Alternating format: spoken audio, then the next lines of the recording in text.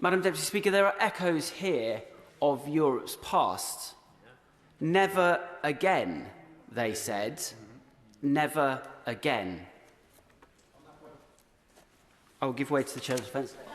I thank my honourable friend and congratulate him on securing today's important debate, because it's been nearly 3 years since Putin tried to illegally invade the whole of Ukraine, leading to devastating loss of life, displacement and destruction. We must, of course, ensure that Ukraine has all the support it needs, but surely it shouldn't just be my Slough constituents and the UK taxpayers contributing. So does my honourable friend agree that in order to ensure that, given that Russia and Putin are no longer listening to the international community and they show no sign of stopping, does he now feel that the time is right that our government should be using those frozen Russian assets to ensure that Putin pays directly for the damage that he is inflicting upon the Ukrainian people? I would like to thank the Chair of the Defence Select Committee, under whose stewardship I have the honour of serving on the Defence Committee. And he is, of course, right, and that is why we have come here today. And as I make progress in my speech, I will set out some of the arguments, but he is, of course, right. So this question of never again leaves us a moral question, of course. How do we answer the genocidal abduction of children on European soil? It also leaves us a strategic question, and it is to that to which I will now turn. Madam Deputy Speaker, I will give way. First of all, I'd like to thank you for securing this debate and the wonderful way that he's started his speech.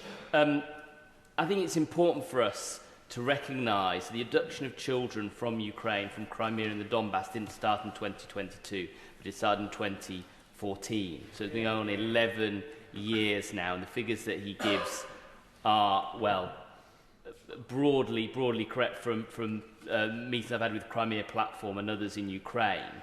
But he made allusions to the Second World War. The Second World War only lasted 6 years. The camps only existed 3 years, and we're 11 years into this child abduction. The international law, humanitarian law, effectively started in Nuremberg. Does he agree with me that we need to have a much longer and deeper look at this post the Ukraine war in terms of international law and resetting it? I thank the honourable member for Leeds Central. I do indeed agree this is a war crime of stupendous scale, breadth and width. And it is, of course, not just a question of justice, but it's also a question of getting those children back to their families in Ukraine. And that is part of the work that we all must do once this war is over, with Russia defeated and Ukraine victorious. Would Honourable Gentleman give way? I will give way. Can I commend the Honourable Gentleman for Tunbridge Wells for bringing this forward? I was happy to be a signature to the request of the Backbench Committee to ask for this as well. But does he agree with me that the ongoing humanitarian crisis in Ukraine since the start of the war has been escalated, with thousands injured and killed, with millions fleeing for better lives elsewhere? Some of them in my constituency of Strangford, some 300 families working and living in Strangford. Shortages of medical supplies, hospitals overwhelmed, and an energy food crisis. And does he agree, and I think the thrust of this debate is, frozen Russian assets doesn't work, they have to be seized? I thank the honourable member for Strangford. I quite agree, and in Tunbridge Wells I've been heartened by the number of families that have taken in Ukrainian refugees, and we have a Ukrainian school to continue the important work of enshrining and protecting Ukrainian culture, because this is one of the things you do when you commit genocide. You destroy the culture of your enemy. So, moving on to the strategic questions. Madam Deputy Speaker, I cannot state plainly enough that Ukraine is fighting for us. Ukraine is fighting for the United Kingdom, and Ukraine is fighting for the security of Europe. Putin will not stop if he succeeds in Ukraine. He seeks to recreate a Russian empire, or at least a sphere of influence the territory of which is currently covered by countries that wish to remain free, and countries, I hasten to add, that are allies with us by treaty. I speak of Lithuania, Latvia, Estonia, Poland. And it is important, of course, that we look to the future, in only 2 weeks now, election of President-elect Trump. We don't know how he will respond. We don't know what he will do. He may not know himself what he is going to do. But we do know that he feels differently about Ukraine, he feels differently about the security of Europe, and he feels differently about Russia. Now, why is that important? Well, we, the United Kingdom, should be proud of the leadership role that we have played over Ukraine. From the first NLAWs to the £3 billion and then some that we give every year. And we have worked with allies throughout. In total, $380 billion of support, security, humanitarian and financial, have been given to Ukraine. Of that, $180 billion has come from the US. So we can see immediately that the US, as so often in international affairs, is totally indispensable. The security of Europe rests upon American support. And so if that support is withdrawn, we have a problem.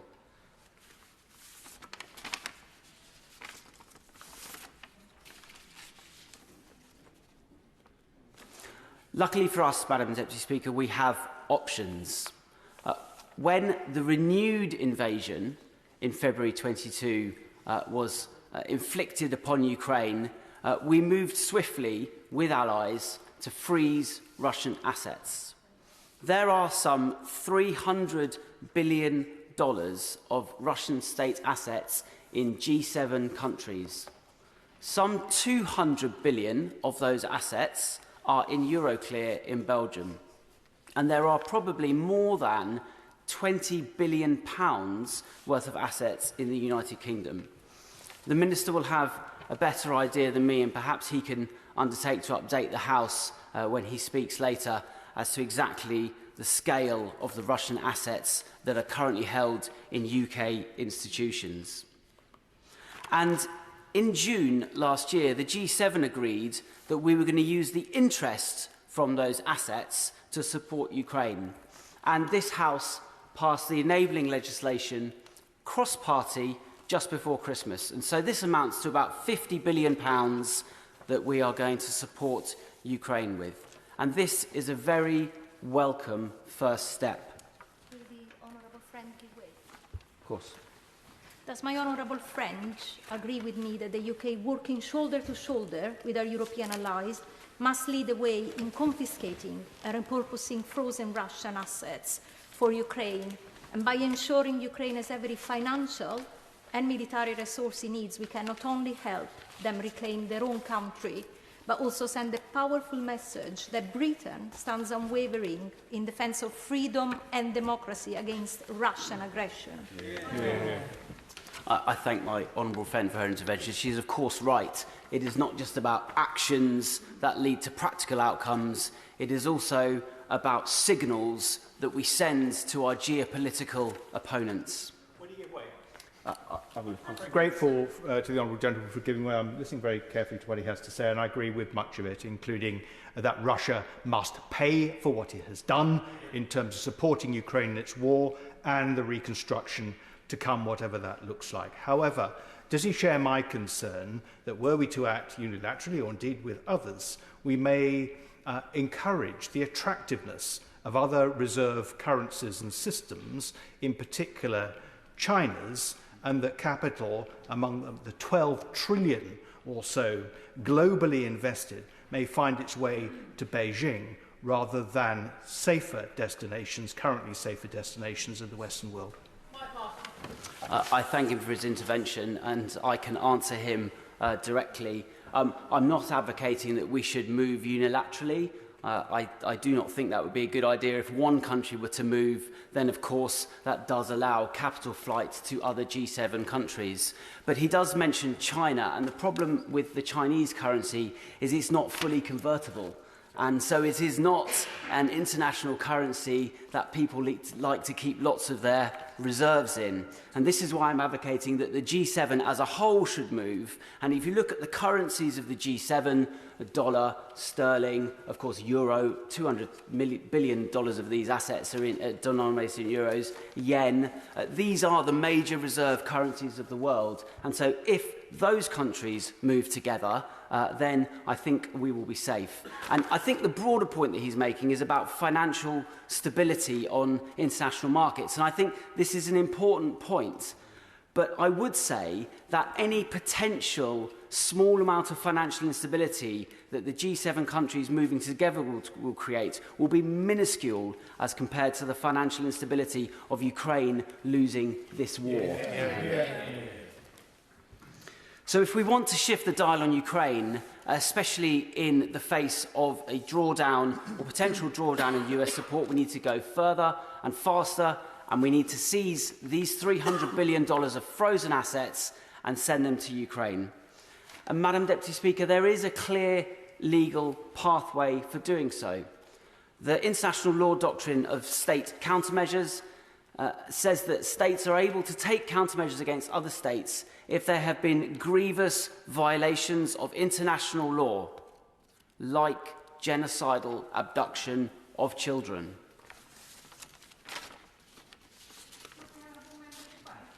I will, of course. Thank you for giving way. I heard the question from the member opposite in relation to coordinated action on this matter. And whilst no G7 nation has yet moved fully to seize Russian state assets, both Canada and the US have enacted legislation permitting this. So I wonder if the honourable member would agree with me that actually legislation on this matter is an important step forward, and that the threat of immediately seizing $300 billion of immobilised assets is a tool that would add pressure to Russia's already waning economy. Thank you very much. It's as if I gave her a copy of my speech, because it was the very next paragraph that I was going to come to. And indeed, the US in April of 2024 passed the Repo Act, which was the enabling legislation to enable the US to seize frozen Russian assets and to give them to Ukraine for her defence, indeed for our defence. And what is more, it became clear over the last month that the US has been quietly pushing its G7 allies, one assumes us as well, to take this step to investigate and to seek how to seize these assets and to send them to Ukraine. And so perhaps the Minister as well, in his comments later, would feed back to the House what conversations have been had with the US State Department, what they've asked us to do, and how we have responded. Will my honourable friend give way? I will, thank you. Thank you very much for giving way. As he asked a question to the Minister, I'll highlight this, that I hope this government has a better record than the previous government at seizing these assets. Sutton Place in my constituency of Woking was suggested by the former Deputy Prime Minister Dominic Raab that should be sold to benefit Ukraine or house Ukrainian refugees, and it is sitting idle despite the fact it has been sanctioned as it's an Usmanov ownership. I would hope, and I hope my honourable friend would agree with me, that this new government needs to do much better and sell assets like Sutton Place to benefit Ukraine. Interventions have been far too long, and I did point out at the beginning of the debate there are only going to be 90 minutes allowed for it. Perhaps the member in charge might consider concluding his remarks shortly. Mike Martin. Thank you, Madam Deputy Speaker. I am coming to a conclusion. And so what we ask in this motion is very simple. It is not to seize the assets, although we think the time for that has come. It's not to act unilaterally, as my colleague on the Conservative benches asked a question about, but it is indeed to investigate with allies how we can go about seizing these assets legally, and then to report back to the House on those findings. And if the government does indeed agree with us that they will do that, perhaps they could let us know in their remarks, perhaps the Minister could let us know in his remarks, the timelines for that. Madam Deputy Speaker, I would like to conclude by saying this. This is an issue of unity. We have been united. This House has been united, and this country has been united in our support for Ukraine and in our opposition to Russia's aggression.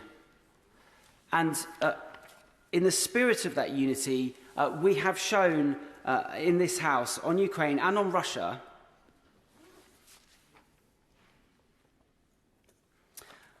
what we are doing is humbly beseeching the government to investigate with allies how they can go about seizing these assets legally. We've remained united throughout on Ukraine, and we have shown exceptional leadership. And now is the time to show that leadership again. The question is, as on the order paper, there will be an immediate 5-minute time limit. Blair McDougall. Thank you, Madam Deputy Speaker. I congratulate the member for Tunbridge Wells for securing the debate.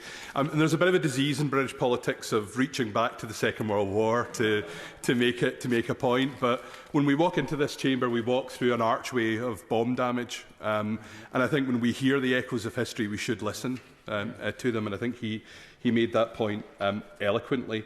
In a sense, it's frustrating, Madam Deputy Speaker, that we even are debating whether to do this or not today.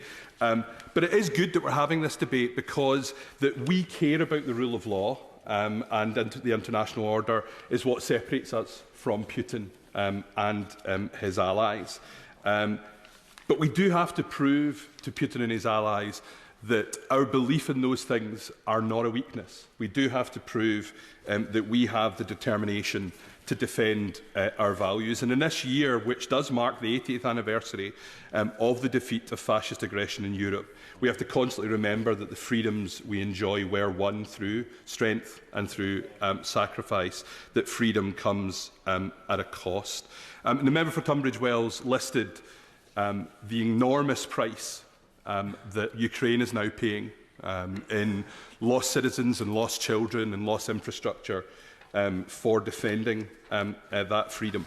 Well, the world has said clearly that Putin has to pay the price for that. The UN General Assembly has said that they must make reparation for the injury, including for damage made by their acts. And this is a debate about balance sheets and bank accounts. But putting a monetary value on the cost of this war is at best partial accounting. Yes, Sarah. Thank you to the Honourable Member for giving way. Would the Honourable Member agree with me that for too long Vladimir Putin's allies saw Britain as a soft touch and a good place to put their money and investment, whether under ill-gotten gains or legally? And is it now not time under a new government for us to show that this has changed? This government will take it very seriously, and we will take a more rigorous approach than the previous government. Absolutely. As well as listening to the echoes of deeper history, we have to learn lessons from more recent failures that we've made. But I met a soldier in an award for wounded soldiers in Kyiv called Dmitry. He was strengthening his stumps for the day that he could have prosthetics fitted to both of his now missing legs. And I asked him what was his hope for the future, thinking he would say that it was a holiday or getting a job or spending time with his family. And he said that it was living life without shame. And listening to him, I felt ashamed because as proud as we all are of the support we've given, it hasn't been enough and it hasn't delivered the support that Ukraine needs. We know one thing in this debate, and it is that the money that Putin owes is greater than the money that has been seized, many times greater of it. And the legal objection to transferring those funds in whole to Ukraine seems to be that under the principles of the use of countermeasures by states, that the measures must first induce a change in policy from the target and second be irreversible. Well, on the first, seizing the assets doesn't just induce the change in policy, it delivers the change in policy. It pays those reparations in part. And on it being reversible, we can give the Kremlin a credit note for the money paid and tell them it's been taken off of the total. With the time I've got left, I want to ask the Minister 2 direct questions. It's really a question, though, to all Western nations who hold Russian state assets but are hesitant about sending them in full to Ukraine. The first is there any conceivable situation where we and our international partners would unfreeze these assets that we hold and return them to Russia if Putin has not delivered the reparations he's bound to pay? And second question is there any situation we can conceive of where Putin would voluntarily give up those reparations? I think if we're honest, the answer to both of those questions has to be no. So rather than making policy on an imaginary future that won't come and holding these funds in perpetuity, we should use them now in full, in whole, when Ukraine needs them most. And if we are hung up on those legal arguments, as I say, call it a loan, give the Kremlin a credit note, and let's do that. Madam Deputy Speaker, the irony of this debate is we are at risk of having our own commitment to the international order preventing us from enforcing it. And the irony is that Putin, having stepped outside that international order, is demanding the protection of it. We need to listen to the echoes of history as we enter this chamber and make sure that that Ukraine has everything it needs in order to fight and win this war. Sir Ian Duncan-Smith. Thank you, Speaker. I congratulate the honourable gentleman for achieving this debate. I'm sad that it's gone to an hour and a half rather than 3 hours. It's a rather important debate, has to be said, and it gives time, I hope, for the Minister to answer some of these questions. The reality is, for us here, is that we are in a peculiar position as a government. I'm not blaming the specific government, because the previous government was also in the same position as well, which is, just as been said by the honourable gentleman opposite, we're trapping ourselves in the same arguments that are meant to release us to get after those who have done egregious harm to others by an illegal invasion of another territory. That's very clear. That is the reason why we should be permitted now at this stage, where necessary, to look at those frozen assets and to seize them. It's very simple. And I would argue to the government, because there isn't time to go through all the legal arguments, but there are very good reasons why, and I'm happy to write to him the details of this, why we would be able to act in this. First of all, it's always important, instead of claiming that international law prohibits us from doing these things, we do need to remember the basis of international law is pretty fluid, because it is hugely influenced by the politics of the day. Otherwise, we would still be trapped in what happened in 1950, where it's not like that now. Things have moved on. And that is another particular point. The British government, I think, most of all, should lead on all of this, not use these as arguments against, but to lead to make those changes necessary as is possible. And the main point I want to make, though, is when we get into all of this idea of freezing assets and then sequestering those assets, there is a very good point at the end of all of this, which is, look, we are going to face, hopefully soon, an end to this war, the brutality and the executions and the murder and the ghastly damage that Russia has inflicted on Ukraine. And there have to be, ultimately, reparations on the country that invaded Ukraine, which is Russia. And the trouble is, we know very well that if we impose those, we know they will never stand by that and they will never pay any reparations at all. Yeah. So the only hope we have is at least to get some way towards that, is to seize the state assets and those by the oligarchs, and to say that these could be held in payment of the reparations that are necessary and will be released in accordance with those reparations as paid under what the UN says at the end of that particular war. And that is one way of using them, by seizing them, to say you will get these back, but you will only get them back when you have stood up and done what you have been told to do after this aggressive war. And there is no other reason why. I mean, if you look at it very carefully, it's already the case that we're now looking at taking the the monies that are earned off the assets as they are at the moment in the banks, etc. And that set of assets, plus their income, cannot be separated. At the moment, we're talking of separating the income from the assets as though there is some fundamental difference between who owns what. The state that has the asset banked also owns, therefore, the money that is earned off it while it is banked.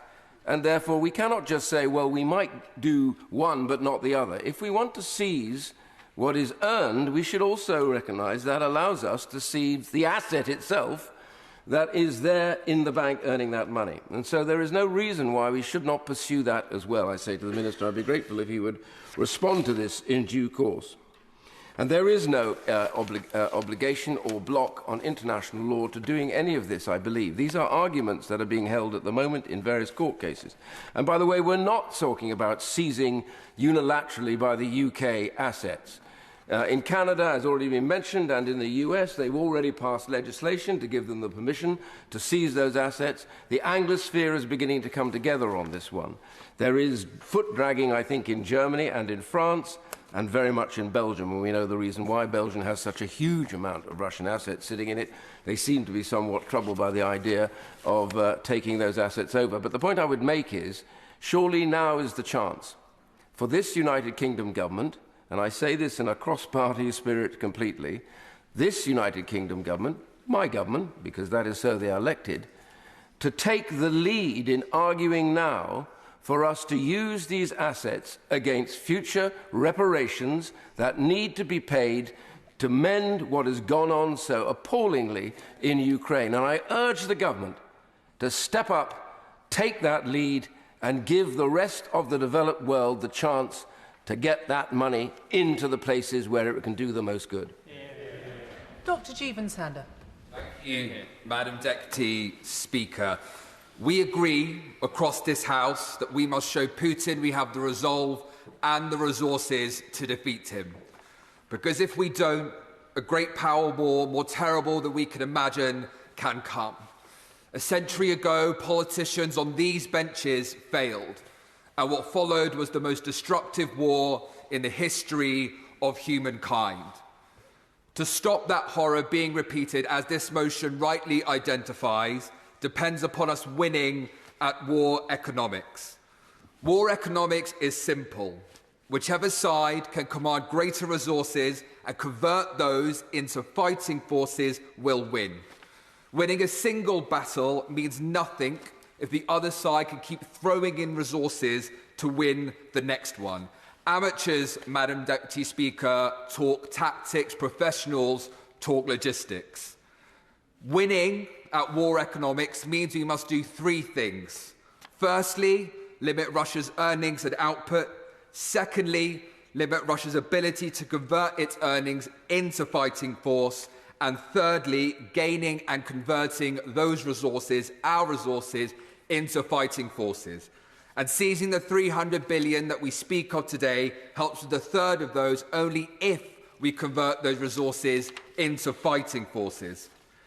Firstly, to reduce Russia's output and earnings. Russia's earnings from oil are still far too high, $150 billion a year. Urals oil is trading at $67 above the price cap. Russia is circumventing that by padding out costs for its shadow fleet in attestation documents. Now, Maximilian Hess, the esteemed foreign policy expert, has shown we can strengthen our price cap by making London insurance for foreign ports dependent on properly attestation documents. And I am pleased, Madam Deputy Speaker, that the Office for Financial Sanctions agreed to look at this when they came before the Treasury Select Committee.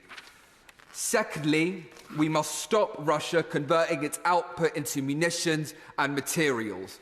Too many of our Western components are finding their way onto Russian front lines. And thirdly, we must do more to convert the resources that we need into fighting forces. And that, Madam Deputy Speaker, is where our industrial defence strategy comes in. And that is what seizing the $300 billion can help with. As an economist, I should be clear and confirm to this House that seizing those assets would not damage our economy nor reduce financial stability. But on seizing those assets, we must be clear on the how and the why. On the how, we cannot seize these assets unilaterally.